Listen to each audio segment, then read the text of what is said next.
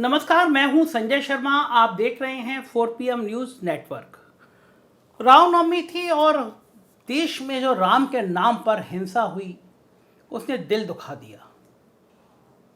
भगवान राम जो पशुओं में, नेचर में, इंसानों में हमेशा मानवता का संदेश देते थे, उनके नारे लगाते हुए उग्र लोग सड़कों पर आ रहे हैं, मस्जिद के बाहर जा रहे हैं, प्रदर्शन कर रहे हैं, हथियार हैं। एक निलंबित भारतीय जनता पार्टी का विधायक तेलंगाना में मस्जिद के सामने खड़े होकर कह रहा है कि एक ठोकर मारी तो राम मंदिर बन गया, मथुरा में एक ठोकर मारो।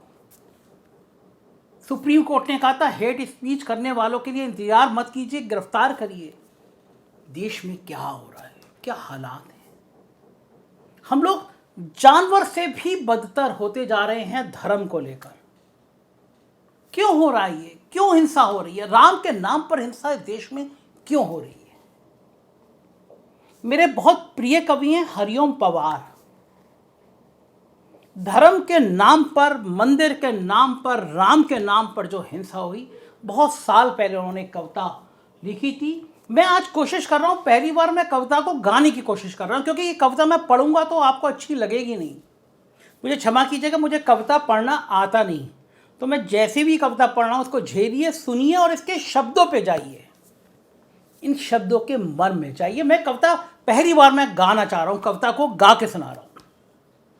उन्हीं की तरह कोशिश कर रहा हूँ। सौमा अंश भी नहीं गा पाऊंगा, हरिओम पवार की आवाज़ में माँ सरस्वती का वास है, लेकिन मैं उनकी कविता को पढ़ूंगा और गा के पढ़ूंगा। टीवी में बाजारों में डोली दुल्हन कहारों में, सूरज चंदा तारों में, आंगन द्वार दीवारों में, घाटी और पठारों में, लहरों और किनारों में, भाषण कविता नारों में, गांव गली के गलियारों में, दिल्ली के दरबारों में, धीरे धीरे भोली जनता है बलिहारी मजहब की, ऐसा ना हो देश ला दे ये चिंगारी मजहब की।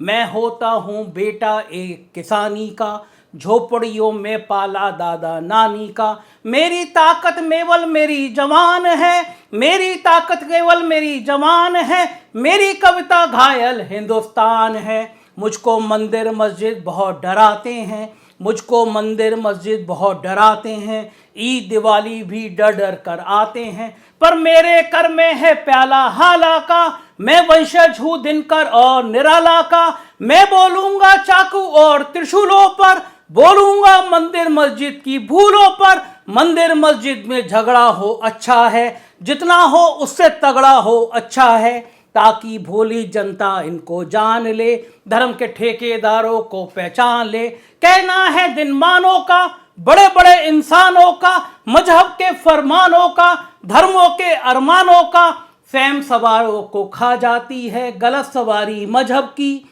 ऐसा ना हो देश जला दे ये चिंगारी मजहब की।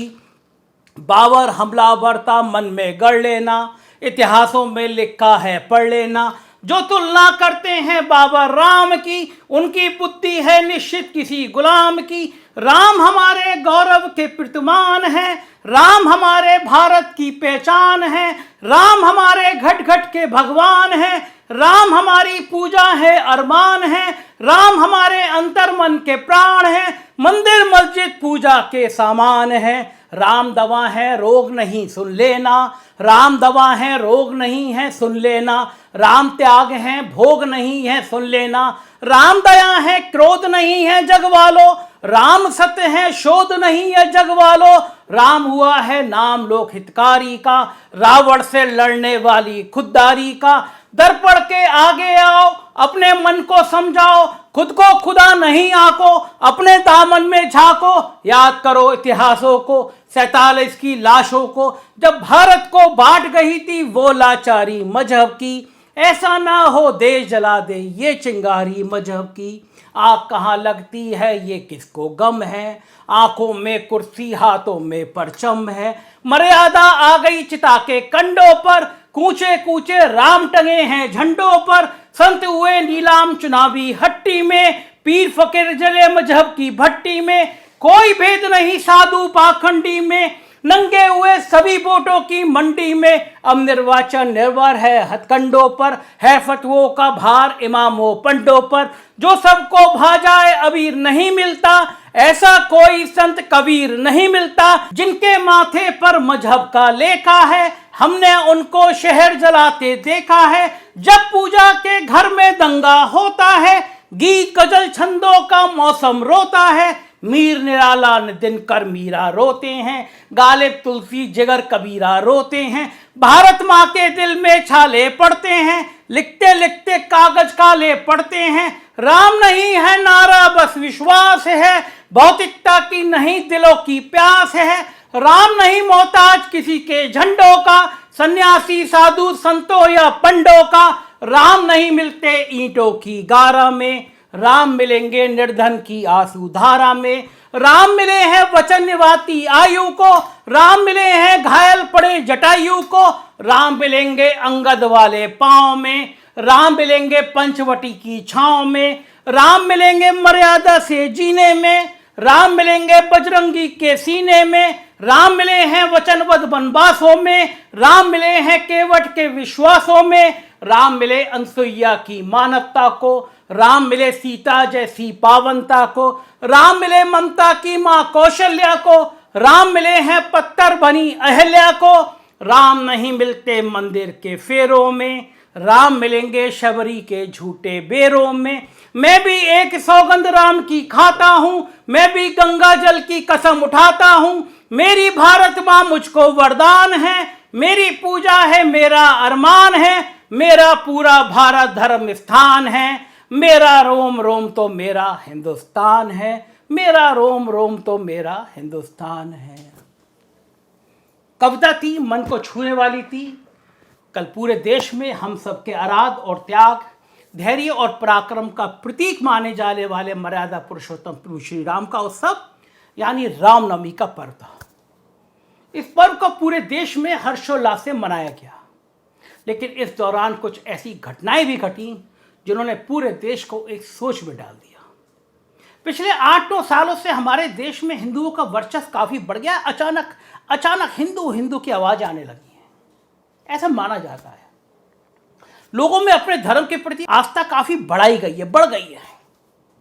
लेकिन कल हिंदुओं के बड़े परपड़ देश के अलग अलग हिस्सों में जो घटनाएं घटी वो हर किसी के मन में कई सवाल खड़ा करती हैं। दरअसल आप सब जानते होंगे, कल पश्चिम बंगाल से लेकर उत्तर प्रदेश की राजधानी लखनऊ तक में, तेलंगाना से लेकर महाराष्ट्र तक में हर जगह हिंसात्मक घटनाएं देखने को मिली। देश के इन अलग अलग राज्यों में कई जगह ऐसी घटनाएं थी जिन्होंने मुझे वाकई हिलाकर रख दिया।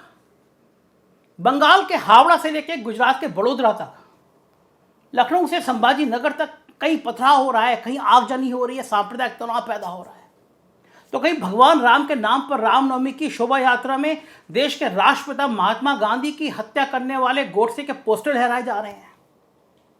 आप बताइए, भगवान राम की यात्रा में, शोभा यात्रा में उस हत्यारे की जय जयकार, उसके पोस्टर, तस्वीरें रामनवमी की शोभा यात्रा में। ये नफरती लोग क्या करना चाहते हैं, क्या दिखाना चाहते हैं, और आखिर में ये सब किसके इशारे पे किया जा रहा है? सब देखने के बाद मेरे जहन में बस एक सवाल आता है कि अपने आराध, अपने प्रभु के पर इस तरह का उपद्रव और हिंसा करने वाले ये असल में राम भक्त कैसे हो सकते हैं?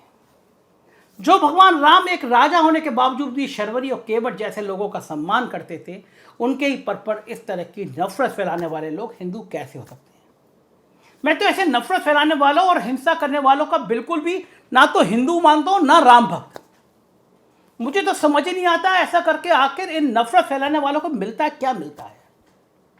एक सवाल यह भी उठता है कि हर बार ये होता है तो क्यों होता है? जहां यहां चुनाव होते हैं वहां खास तौर से क्यों होता है? किसके इशारे पर होता है? एक और हम कह रहे हैं कि देश में हिंदू बड़ा सुरक्षित है, महफूज है। दूसरी, पिछले 8-9 सालों पर हर धार्मिक आयोजनों पर देश में कहीं ना कहीं हिंसा की घटनाएं सामने आ रही हैं। अब ये किसी से छुपा नहीं है कि वर्तमान समय में देश की राजनीति धर्म आधारित हो गई है। मंदिर और मस्जिद के नाम पर वोट मांगे जा रहे हैं, एक दूसरे के पर्वों पर सुनियोजित तरीके से हिंसा और उपद्रव किए जाते हैं। आखिर इस नफरत से किसको फायदा होगा, ये शायद आप भली भांति जानते हैं। लेकिन सवाल यह है कि बंगाल से लखनऊ तक इन हिंसात्मक घटनाओं के लिए हम किसे जिम्मेदार ठहराएंगे? किससे उम्मीद करेंगे कि इस तरह की घटनाएं नहीं होनी चाहिए और इन पर पूरी तरह लगाम लगनी चाहिए? क्योंकि कहीं ना कहीं देश की विधायिका में बैठा व्यक्ति अपना अपना फायदा उठा रहा है। वहीं हिंसा की ऐसी घटनाओं पर राजनीति करने के लिए एक दूसरे पर दोषारोपण करना तो एक रिवाज बन गया है। कोई भी राज्य इसको अपनी चूक मानने को तैयार नहीं होती कि ये उसकी प्रशासनिक विफलता की बड़ी मिसाल है। वहीं देश के सत्ता में बैठे हुक्मरानों से तो हिंसा और उपद्रव को शांत कराने या इस पर कोई कार्रवाई करने की उम्मीद करना नाइंसाफी होगी, क्योंकि जिनकी खुद की राजनीतिक इमारत ही हिंसा की नींव पर खड़ी हो, उनसे शांति के माहौल की कल्पना करना भी खुद को ही धोखा देने जैसा है। वैसे तो कई राज्यों में चर्चा है ही हिंसा की, लेकिन सबसे ज़्यादा चर्चा जिस हिंसा की हो रही है वो है पश्चिम बंगाल के हावड़ा में हुई आगजनी और हिंसा। और इसकी चर्चा पूरे देश में हो रही है। इसकी वजह भी है क्योंकि पिछले कई दिनों से भारतीय जनता पार्टी, जो खुद को हिंदुओं का सबसे करीबी बताती है, वो पश्चिम बंगाल में हिंदुओं को स्थिति को लेकर बड़ी बेचैन नजर आ रही थी। लगातार उन पर हो रहे जुल्मों को और ज़्यादा वकालत कर रही थी, वायरल कर रही थी। प्रदेश के हावड़ा में उपद्रवियों ने सड़क पर खड़े वाहन फूंक दिए, दर्जनों गाड़ियों को जला दिया। भड़की हिंसा पर काबू पाने के लिए पुलिस ने लाठीचार्ज किया, आंसू गैस के गोले छोड़े। चर्चा है कि हावड़ा में रामनवमी पर शोभा यात्रा के दौरान सड़क के किनारे घरों से पथराव किया, और यह भी कहा कि जिस समय पथराव हो रहा था पुलिस के जवान वहां मौजूद थे, लेकिन एक्शन नहीं लिया। शायद इसका अंदाजा राज्य की मुख्यमंत्री ममता बनर्जी को भी था कि इस तरह के आरोप लगाए जाएंगे, चर्चाएं होंगी।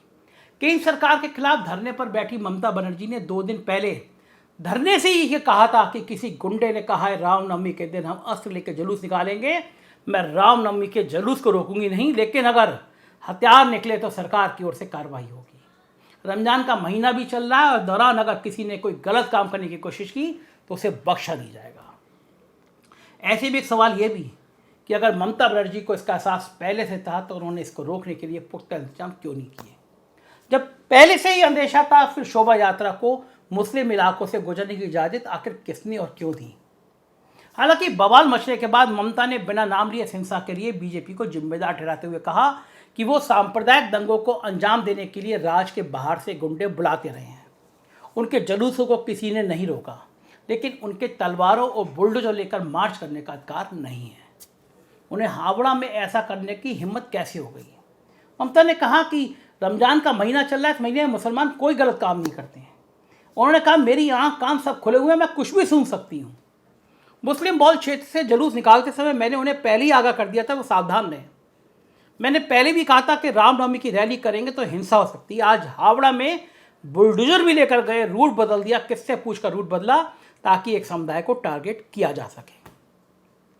जब ममता ने भाजपा पर निशाना साधा तो लाजमी था कि भाजपा की तरफ से भी इसका जवाब आना ही था। भाजपा ने हावड़ा हिंसा के लिए पूरी तरह से ममता बनर्जी को दोषी ठहराया। भाजपा के झूठ तंत्र यानी सोशल मीडिया के शहंशाह अमित मालवीय ने ट्वीट करते हुए लिखा, हिंदू भावनाओं की अवहेलना करते हुए ममता बनर्जी ने रामनवमी पर धरना दिया। फिर हिंदुओं को मुसलमान के क्षेत्रों से बचने की चेतावनी दी क्योंकि रमजान था। यह भूल कर कि हिंदू भी नवरात्रि के उपवास कर रहे थे। पश्चिम बंगाल की गृह मंत्री के रूप में वे हावड़ा हिंसा के लिए सीधे तौर पर जिम्मेदार हैं। इसके अलावा अपनी नफरती बयानों के लिए जाने जाने वाले भाजपा नेता गिरिराज सिंह ने भी ममता बनर्जी पर निशाना साधते हुए कहा केवल हावड़ा ही नहीं, पूरे बंगाल में भय का वातावरण बना हुआ था। ममता बनर्जी जो भाषण दे रही थी वो देश को शर्मसार करने वाला है। तुष्टीकरण की हद है। बंगाल में ममता बनर्जी ने ऐसा माहौल बना दिया है जैसे इस्लामिक स्टेट हो। इतना ही नहीं, गिरिराज सिंह ने कहा हमेशा हिंदू पर है ऐसी हिंसाएं क्यों होती हैं। वही बंगाल के भाजपा के बड़े नेता जो पहले ममता जी के बड़े करीबी थे, शुभेंदु अधिकारी, उन्होंने भी सीएम के आरोपों को निराधार बताते हुए कहा कि हिंसा के लिए सीएम जिम्मेदार है। दरअसल पश्चिम बंगाल में लोकसभा चुनाव होने हैं और पश्चिम बंगाल में जो हालात हैं वो बीजेपी के लिए बहुत खतरनाक है। इसलिए हिंदुओं की नई प्रयोगशालाएं पश्चिम बंगाल में बनाने की कोशिश चल रही है। काफ़ी समय से बीजेपी वहाँ हिंदुओं के साथ गलत होने का रोना रोती आई है और उसी का नतीजा है कि बंगाल में कई बार ऐसी घटनाएं देखने को मिल रही हैं। दरअसल रामनवमी और हनुमान जयंती उत्सव के बहाने विश्व हिंदू परिषद और उनके आका आरएसएस यानी राष्ट्रीय स्वयंसेवक संघ ने 2004-14 से ही राज्य में पांव जमाने की कवायद शुरू कर दी थी। हर बीतते साल के साथ इन आयोजनों का स्वरूप बदला और इन संगठनों की जमीन भी मजबूत होती चली गई। अब इससे राजनीतिक फायदा किसको हो रहा है मुझे कुछ कहने की जरूरत नहीं है, हर व्यक्ति जानता है। इसका सबसे बड़ा सबूत 2019 के लोकसभा चुनाव में भी देखने को मिला, जहां बीजेपी ने सभी को चौंकाते हुए 42 लोकसभा सीटों में से 18 पर जीत हासिल करके एक बड़ी उपलब्धि हासिल कर ली। भाजपा की इस बड़ी उपलब्धि में इन आयोजनों की अहम भूमिका रही। इसके बाद ये आयोजन बढ़ते रहे, उनकी भव्यता बढ़ती चली गई। बंगाल में चुनाव होने हैं, बीजेपी जानती है समय स्थिति खराब है, तो धर्म के नाम पर राजनीति रोटी सेकना बंगाल में अभी और तेज किया जाएगा। हैदराबाद में तो हद ही हो गई। यहाँ भारतीय जनता पार्टी के निलंबित विधायक और टाइगर राजा सिंह के नेतृत्व में निकाली जा रही रामनवमी की शोभा यात्रा में राष्ट्रपति महात्मा गांधी की हत्या करने वाले राष्ट्रद्रोही गोडसे के पोस्टर तस्वीर लहराए गए। उनकी तस्वीर को लेकर लोग नाच रहे थे। वहीं यात्रा के दौरान भारतीय जनता पार्टी के निलंबित विधायक माइक से लगातार भड़काऊ बयानबाजी कर रहे हैं। आखिर कहां की राम भक्ति है?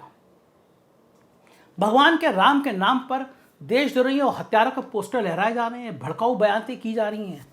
क्या यही है देश के मजबूत हिंदू? क्या इनसे राम नाथुराम है? धर्म के नाम पर यह नफरती और गंदगी कब तक इस देश के हुक्मरान फैलवाते रहेंगे? कई कई राज्यों पे ये सारी घटनाएं हुई हैं। बड़ा सवाल ये है कि अगर हम धर्म को लेकर इतने संकुचित होते जाएंगे, पूरा पूरा प्लान सामने है, पूरा उग्र हिंदुत्व फैलाना है, 2024 का चुनाव उग्र हिंदुत्व पे लड़ा जाएगा। ये बेसमन्ना, ये साल आपके लिए बड़े चुनौती भरा साल है। इस तरह की बहुत सारी घटनाएं होंगी। काबू पाइए, मानिए भगवान राम कण कण में हैं, पर जगह जगह में हैं। कहीं पर भी भगवान राम या ईश्वर वो कहीं ये नहीं कहता कि आप हिंसा करें, आप नफरत फैलाएं। इन नफरती चेहरों को पहचानिए, प्यार बांटिए, प्यार बढ़ाइए, क्योंकि प्यार ही पूजा है। देखते रहिए 4 PM। हमारे कुछ और राज्यों में चैनल हैं, 4 PM UP, 4 PM Bihar, 4 PM Gujarat, 4 PM Karnataka. उन्हें भी सब्सक्राइब करिएगा। शुक्रिया।